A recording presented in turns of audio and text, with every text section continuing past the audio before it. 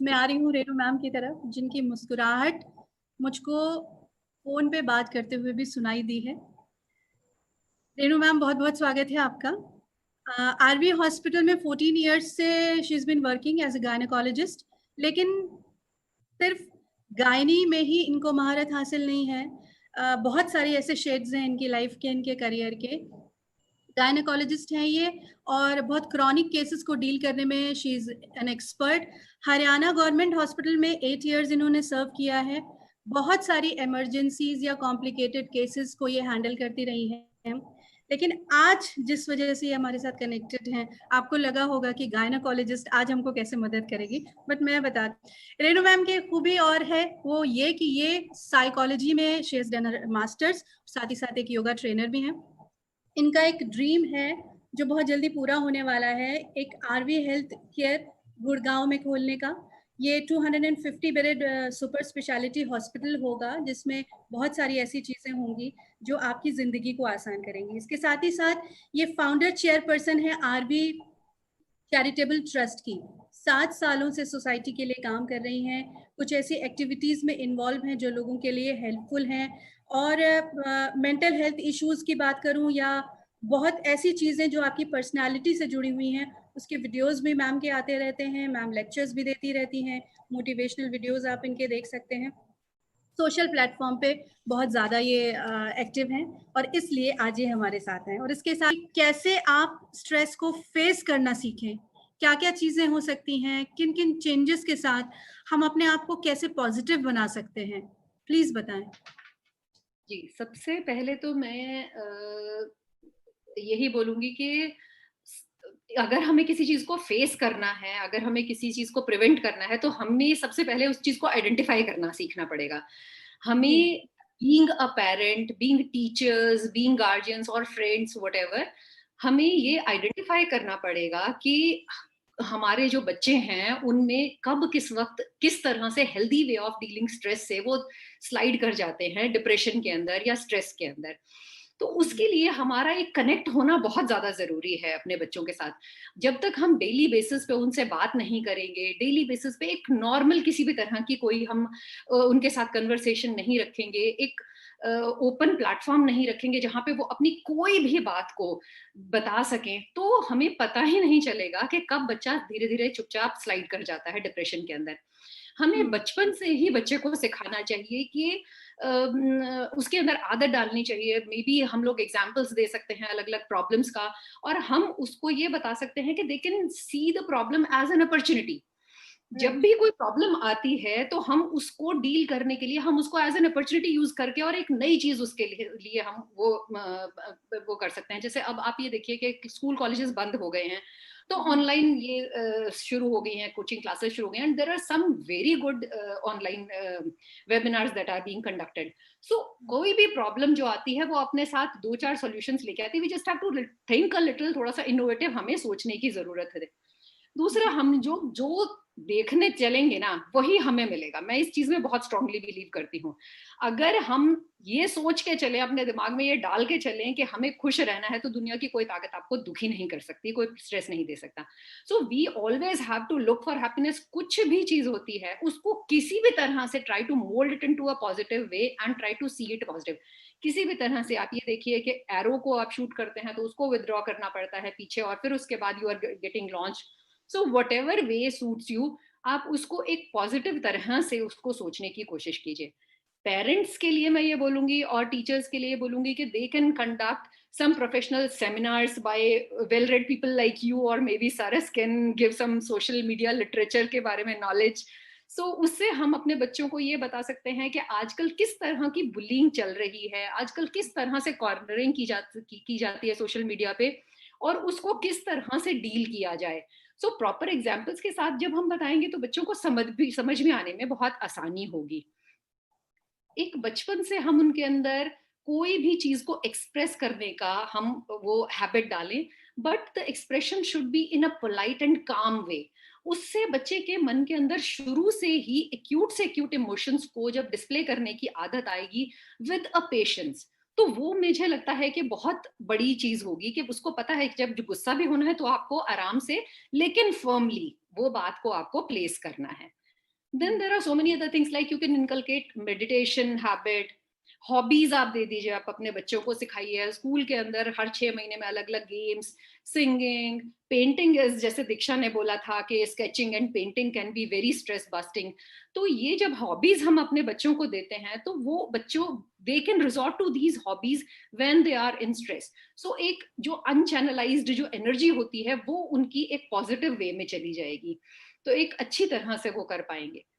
दूसरा, हम लोग हमेशा हर एक को ही, ये मेरे ख्याल से अजय सर भी इस बात से सहमत होंगे कि हम हमेशा अपने बच्चों को ये सिखाते हैं कि वर्क ऑन योर वीकनेसेस, अपनी कमजोरियों पे काम करो। बट मुझे लगता है कि नहीं, हमें अपनी कमजोरियों को पे काम करने की जगह अपनी स्ट्रेंथ्स पे काम करना चाहिए। हमें अपनी स्ट्रेंथ्स पे काम करके we should try to make them great instead of just being good at it. जब आपकी कोई एक चीज इतनी एक्स्ट्रॉर्डनरी गुड हो जाएगी तो आपकी वीकनेसेस वैसे ही किसी को नजर में आने वाली नहीं है। सो हमेशा अपनी स्ट्रेंथ्स पे काम करके अपना we should find out, and our parents, teachers, उन लोगों को मदद करनी चाहिए बच्चों के अंदर। जो बहुत कॉमन चीजें हैं जैसे सिंगिंग और पेंटिंग, ये तो बहुत कॉमन चीजें हैं। जैसे सरस विल एग्री कि जैसे being an RJ is something which is not very common nowadays, अभी आजकल भी मेरे ख्याल से इतना ज्यादा कॉमन नहीं है। तो आपको ये देखना है कि आपका बच्चा किस चीज में अच्छा है, उस चीज को ही एनकरेज करें। फिर आजकल जैसे परसिवरेंस के बारे में हम बात करें कि आपको मेहनत करनी चाहिए, आपको लगे रहना चाहिए, and you fail 100 times and you should try 100 times. No, I really don't believe in that. मुझे लगता है कि हमें अपने बच्चों को एक हेल्दी बाउंड्री बतानी चाहिए कि यस, इतना तक आप ट्राई कीजिए, कोशिश कीजिए, बट अगर नहीं हो रहा है तो छोड़ दो यार, कोई बात नहीं, it's not the end of the life. आप कुछ और नया ट्राई कीजिए, कुछ और आप ऐसा कर सकते हैं। There are so many examples that we have, जिन्होंने लेट अपनी एज में स्टार्ट किया and they did very good. Bollywood में ही आप देख लीजिए, रजनीकांत जी हैं, Anupam Kher, Boman Irani, there are so many examples who started off very late but they did very good. So एक ही चीज के ऊपर हम लोग मेहनत कर करके और फिर उसके अंदर ही हम स्ट्रेस लेते रहें, डिप्रेशन में चले जाएं, दैट इज नॉट गुड। सो हमें कुछ भी नई चीज को एक्सप्लोर करने का और उस चीज को हमें आगे लेके जाने के लिए हमें अपने बच्चों को सिखाना पड़ेगा, प्रॉमिस करवाना पड़ेगा अपने बच्चों से राइट फ्रॉम द बिगनिंग, छोटे होते से, कि तुम खुश रहोगे। जो डॉक्टर एलियट ने बोला कि सबसे ज्यादा इंपॉर्टेंट ये नहीं है कि आपका बच्चा एमबीबीएस कर रहा है या आईआईटी कर रहा है, सबसे ज्यादा इंपॉर्टेंट ये है कि आपका बच्चा आपसे और अपने आप से और इस समाज से खुश है। We have to strive to become a good and responsible citizen of this nation. हम टाइम को मैनेज करना नहीं सीखे हैं शायद अभी तक। मैम, आपका क्या मैसेज है इन चीजों के लिए? आप कैसे कौन सी टिप्स देंगी जो हमारे यूथ के लिए हेल्पफुल हो सकती है? जैसे देखिए, there is no one golden rule for parenting. इसी तरह से स्ट्रेस को भी कम्बैट करने के लिए कोई एक टिप नहीं हो सकती जिससे कि हम लोग उसको रोक सकें, स्ट्रेस को रोक पाएं या कुछ कर पाएं। बट हमें ये देखना है कि रीजन क्या है, जो भी रीजन है उससे रिलेटेड ही हमारा उसका कॉम्बैट करने का, उसका उससे डील करने का तरीका होना चाहिए। जैसे सरस ने बोला कि आजकल सोशल मीडिया ही एक तरह का स्ट्रेस बनता जा रहा है। तो ये बिल्कुल एक बहुत ही बड़ी चीज हो चुकी है। आजकल सेलिब्रेशन ही सारा सोशल मीडिया से रिलेटेड हो गया है कि बच्चे के मार्क्स अच्छे आए तो सोशल मीडिया पे डाल दिया, अगर आपने कुछ कहीं घूमने के लिए जा रहे हैं तो वो आपने उस पर किया। तो हर तरह से जब हम सोशल मीडिया पे डालते हैं तो वो कुछ एक पेरेंट्स जो वो करते हैं, they try to prove that they are sort of accomplished parents, या किसी तरह से उन्होंने बहुत कुछ अच्छे वैल्यूज अपने बच्चों में डाल दिए हैं। अगर उनके बच्चे बहुत अच्छा मार्क्स ले रहे हैं तो वो ये जो स्ट्रेसेस जो दूसरे पेरेंट्स में जाता है जिनके बच्चों ने बहुत अच्छे मार्क्स नहीं लिए हैं, सो वो चीजों को वो उनके मन में, उनके बच्चों के मन में एक बहुत बड़ी हीन भावना डाल देता है।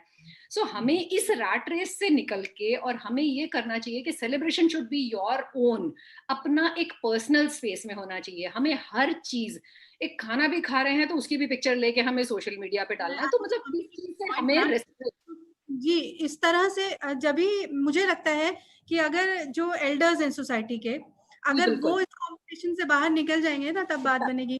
अगर घर में कोविड-19 का जो पीरियड ये रहा है लॉकडाउन का, मैंने अभी दीक्षा से यही बात कही थी कि सारे लोग शेफ्स हो गए, कुक्स हो गए, तो गोलगप्पे भी बनाने हैं तो उसके गोलगप्पे ज्यादा फूले थे, मेरे कम फूले थे।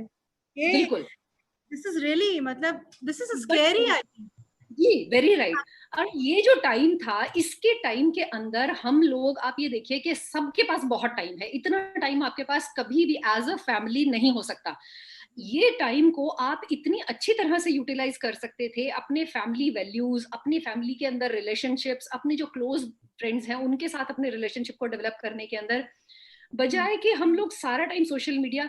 और मुझे लगता है कि इन सब चीजों के बारे में जैसे नमन बोल रहे थे कि, और आपने भी ये मेंशन किया कि इन सब चीजों से हम दूर नहीं रह सकते हैं, but let's limited to some point. मेरे ख्याल से कहीं ना कहीं हमें, कि हमारा जो स्क्रीन टाइम है वो हमें शायद 1 घंटा लेना चाहिए या व्हाटएवर, 1 घंटा टीवी पे देखना है, 1 घंटा ये देखना है, मतलब इस तरह से, किसी तरह से हम राइट फ्रॉम द बिगिनिंग हम अपने बच्चों में डिसिप्लिन इनकलकेट करने की कोशिश करें। हम शुरू से ही उनको बताने की कोशिश करें कि किस तरह से वो अपने टाइम को मैनेज कर सकते हैं। जो सरस भी अभी बात कर रहे, नमन बात कर रहे थे कि टाइम मैनेजमेंट में कैसे करूं, इसके अंदर इंस्टीट्यूशंस का भी वो है, रोल है। जैसे वो बता रहे हैं कि बहुत लंबे वर्किंग आवर्स होते हैं जो टीचिंग, जो भी स्कूल्स होते हैं उनमें, और धीरे धीरे देखिए एजुकेशन सिस्टम भी चेंज हो रहा है, सब कुछ हो रहा, वो करना आपको, यू हैव टू सी कि किस तरह से आप कहाँ से टाइम निकाल के उसको मैनेज कर सकते हैं।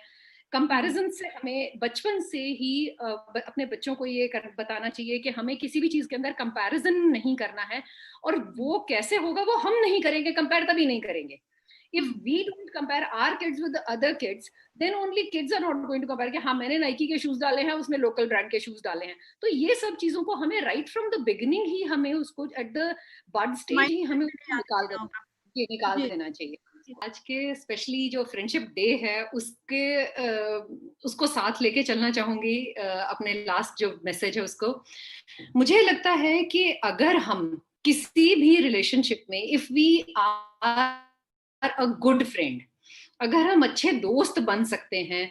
अच्छा दोस्त कौन होता है? जो आपको फ्रीडम दे to be whatever you are, he has faith in you, he is truthful, and आपको एक रिस्पेक्ट देता है और सेल्फ रिस्पेक्ट भी बना के रखते हैं। अगर हम कोई भी रिलेशनशिप में फ्रेंडशिप डाल के देखें, तो किसी भी रिलेशन, सो आज के फ्रेंडशिप डे पे मैं यही बोलना चाहूंगी यंगस्टर्स को, be a friend to yourself, be a friend to everyone, to your parents, to your teachers, be a friend to everyone and speak it out।